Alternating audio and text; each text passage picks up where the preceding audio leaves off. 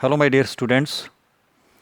आज हम partnership fundamentals का पहला इलस्ट्रेशन सॉल्व करेंगे और आप सीखेंगे कि किस तरह से क्वेश्चन सॉल्व किए जाते हैं। तो इलस्ट्रेशन 1 में पढ़ रहा हूँ, समझिएगा। Aarti and Bharti are partners in a firm sharing profits in the ratio 3:2। Trial balance is given on 31 मार्च 2016। 31 मार्च 2016 का ट्रायल बैलेंस आपको दिया हुआ है। ट्रायल बैलेंस में जो बैलेंसेस आपको गिवन है उन्हें आप पढ़ सकते हैं। ये वो सारे बैलेंसेस हैं जो 31 मार्च को बुक्स ने शो किए हैं, या लेजर बैलेंसेस हैं ये सारे के सारे। ये क्लोजिंग बैलेंसेस भी इनको हम कह सकते हैं।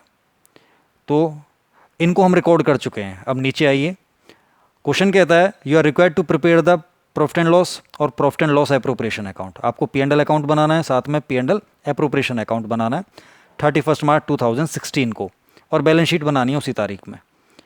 अब नीचे कुछ एडजस्टमेंट्स दिए हैं। ये एडजस्टमेंट्स ध्यान रखें अनरिकॉर्डेड हैं। इसका मतलब ये हुआ कि ऊपर जो बैलेंसेस दे रखे हैं ट्रायल बैलेंस में, उनमें इनको एंटरटेन नहीं किया गया, इनको इंक्लूड नहीं किया गया। तो सबसे पहले हमें इन ट्रांजैक्शंस को रिकॉर्ड करना है। हम डबल एंट्री सिस्टम फॉलो करते हैं, इसलिए हर एक ट्रांजैक्शन की रिकॉर्डिंग मैं सबसे पहले आपको दिखाऊंगा। पहला क्वेश्चन है, stock on 31 March 2016 was valued at 60,000। 31 मार्च 2016 को जो स्टॉक की वैल्यूएशन की गई वो थी 60,000। तो समझ जाइए, स्टॉक की वैल्यूएशन 60,000 रुपये है। तो इसको हमने जो दिखाया है वो कुछ इस तरीके से है। मैंने यहाँ पर की है इसकी कैलकुलेशन। क्लोजिंग स्टॉक, इसकी एंट्री बनी closing stock account debit to trading account. इसका मतलब दो अकाउंट ओपन हो गए, एक तो क्लोजिंग स्टॉक अकाउंट ओपन हो गया, दूसरा ट्रेडिंग अकाउंट। तो क्लोजिंग स्टॉक एक तरफ एसेट्स में दिखाया जाएगा क्योंकि ये एसेट है और ये बैलेंस शो करेगा, और एक तरफ ट्रेडिंग अकाउंट में। दूसरा, नेक्स्ट क्वेश्चन है, rent for the month of March 2016 has not been paid. एक महीने का किराया पे नहीं किया गया क्योंकि ऊपर लिखा हुआ है 11 महीने का किराया पे किया गया है। तो ये आउटस्टैंडिंग है। आउटस्टैंडिंग रेंट की एंट्री आपको पता है, मैं दोबारा बता देता हूँ। देखिए यहाँ पर है, एक महीने का रेंट निकाला, 11 महीने का 22,000 गिवन है, तो एक महीने का 2,000, ये दो आउटस्टैंडिंग है। एंट्री बनी rent account debit 2,000 to outstanding rent account 2,000। और रेंट एक नॉमिनल अकाउंट है इसलिए debit, outstanding rent amount payable है, लाइबिलिटी है। और दूसरा, रेंट नॉमिनल अकाउंट है इसलिए क्लोज कर दिया गया। P&L account debit to rent account, ये राइट ऑफ कर दिया गया। उसके बाद डेप्रिशिएट कंप्यूटर बाई 20%। कंप्यूटर को 20% डेप्रिशिएट करना है। इसकी एंट्री आपको पता होना चाहिए। इसकी एंट्री है depreciation account debit to computer account. Depreciation एक नॉमिनल अकाउंट है इसलिए डेबिट, और कंप्यूटर डिक्रीज होगी इसकी वैल्यू इसलिए क्रेडिट। उसके बाद डेप्रिसिएशन नॉमिनल अकाउंट है, राइट ऑफ किया जाएगा P&L account debit to depreciation account. उसके बाद आगे क्वेश्चन आप खुद देख सकते हैं। भारती की सैलरी आपको गिवन है कि 5,000 रुपये पर मंथ है, तो 12 महीने की सैलरी बन गई 60,000 रुपये, 60,000 जो उसको पे करनी है। सैलरीज जो हैं पार्टनर्स की वो एप्रोप्रिएशंस होती हैं, ये केवल प्रॉफिट्स के केस में पे आउट होती हैं। तो इसकी एंट्री बनेगी हमारी भारतीय सैलरी अकाउंट डेबिट 60,000 टू भारतीय कैपिटल अकाउंट। भारती की सैलरी बिजनेस के लिए एक एक्सपेंस है इसलिए डेबिट होगी, और ये भारती के कैपिटल अकाउंट में जुड़ेगा। यानी भारती की कैपिटल एक इंटरनल लाइबिलिटी थी, अब वो लाइबिलिटी बढ़ गई इसलिए क्रेडिट। उसके बाद P&L अकाउंट नॉमिनल अकाउंट है सैलरी, इसलिए P&L अकाउंट से राइट ऑफ कर दी जाएगी, सॉरी P&L एप्रोप्रिएशन से राइट ऑफ कर दी जाएगी। उसके बाद इंटरेस्ट ऑन कैपिटल आपको गिवन है। इंटरेस्ट ऑन कैपिटल ध्यान रखें हमेशा ओपनिंग बैलेंसेस पर निकलता है। तो आरती का जो ओपनिंग बैलेंस है कैपिटल का वो है 3 लाख, और भारती का है 1,50,000। इन पर आप इंटरेस्ट 6% पर एनम के अकॉर्डिंग कैलकुलेट करेंगे तो 18,000 और 9,000 आएगी।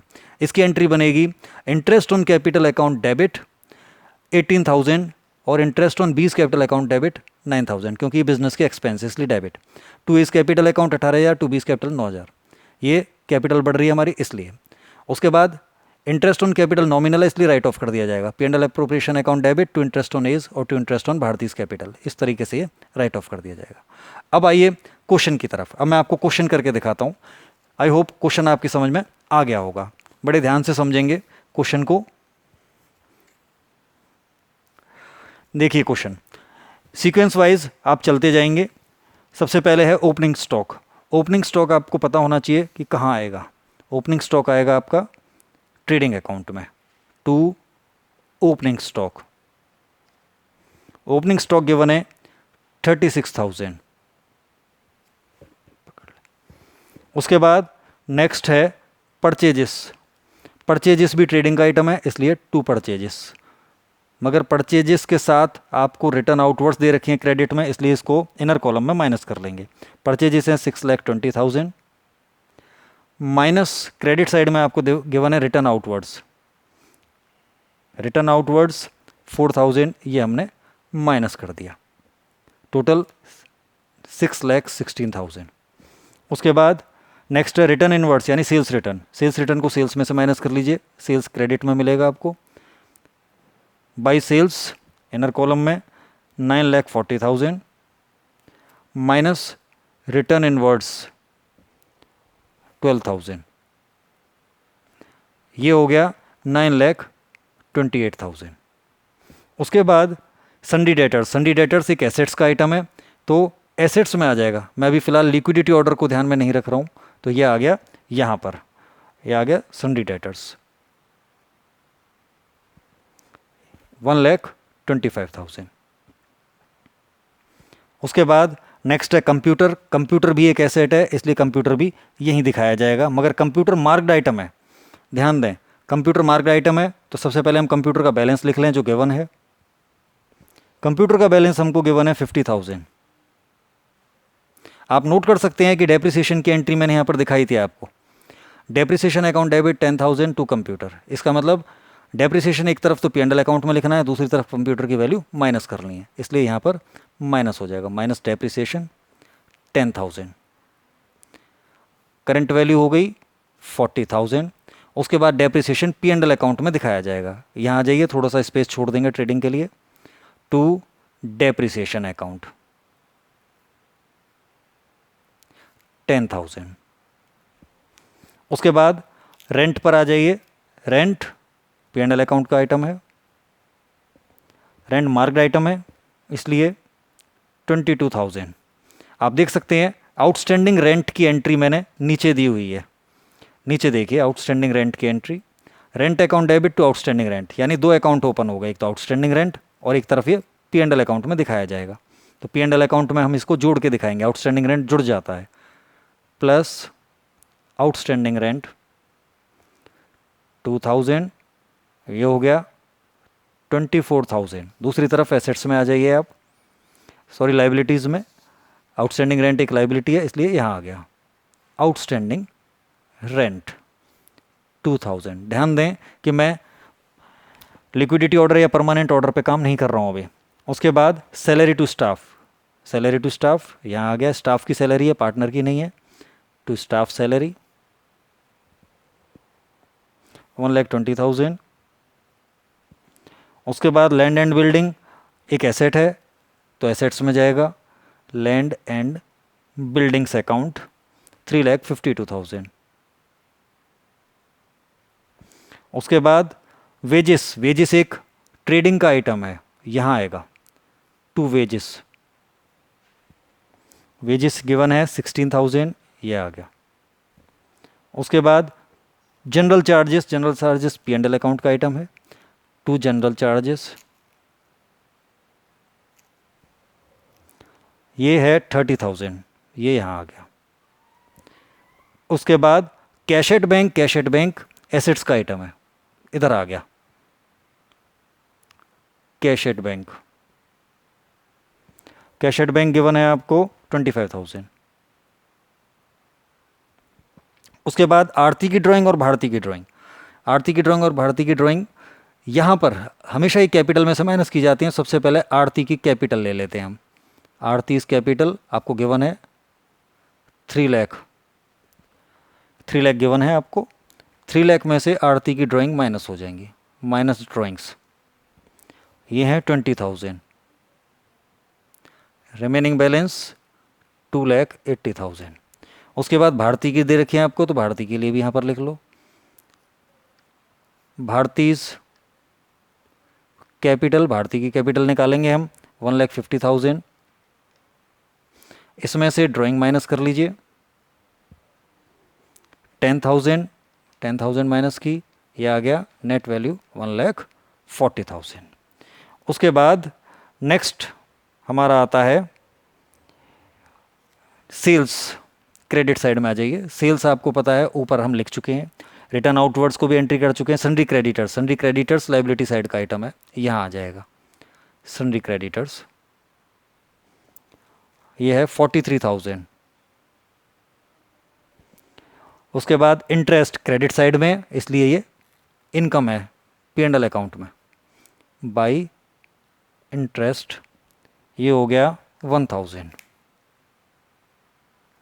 जितनी एडजस्टमेंट्स थी हम उनको ट्रीट कर चुके हैं। अब हम एडजस्टमेंट्स पे आते हैं। नीचे एडजस्टमेंट्स पे देखिए, नीचे मार्क है एक तो स्टॉक, फर्स्ट की एंट्री मैंने आपको यहाँ गिवन है। एंट्री है closing stock account debit to trading account. दो अकाउंट ओपन हो गए, यानी एक तरफ ये ट्रेडिंग में शो किया जाएगा, दूसरी तरफ क्लोजिंग स्टॉक यानी एसेट्स में। तो ट्रेडिंग में मैं लिखता हूँ इसको पहले, बाई क्लोजिंग स्टॉक कितना है 60,000। उसके बाद एसेट्स में क्लोजिंग स्टॉक 60,000 हो गया।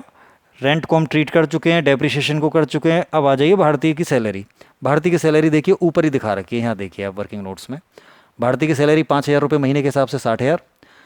एंट्री बनी भारतीय सैलरी टू भारतीय कैपिटल, यानी एक तरफ भारतीय की कैपिटल में जोड़ा जाएगा, दूसरी तरफ P&L एप्रोप्रिएशन में दिखाया जाएगा। तो भारतीय की सैलरी में कैपिटल में जोड़ देते हैं, यहाँ पर 1,40,000 इसमें जुड़ जाएगा, प्लस सैलरी है इसकी 60,000, ये जुड़ गई, नेट बैलेंस 2 लाख। उसके अलावा सैलरी कहाँ जाएगी, P&L एप्रोप्रिएशन आ गया इधर आपका, टू भारतीय सैलरी 60,000 हो गया। उसके बाद नेक्स्ट इंटरेस्ट ऑन कैपिटल, इसकी ट्रांजैक्शन एंट्रीज देखो यहाँ पर। इंटरेस्ट ऑन कैपिटल की एंट्री बनती है, interest on capital account debit 18,000 और 9,000। आरती की कैपिटल पे 18 और भारती की पे 9,000, तो ये भी कैपिटल में जोड़ी जाएगी। तो आरती की कैपिटल में 18,000 और भारती की में हम 9,000 जोड़ेंगे, ठीक है। उसके बाद नीचे की तरफ देखिए P&L एप्रोप्रिएशन में भी दिखाया जाएगा।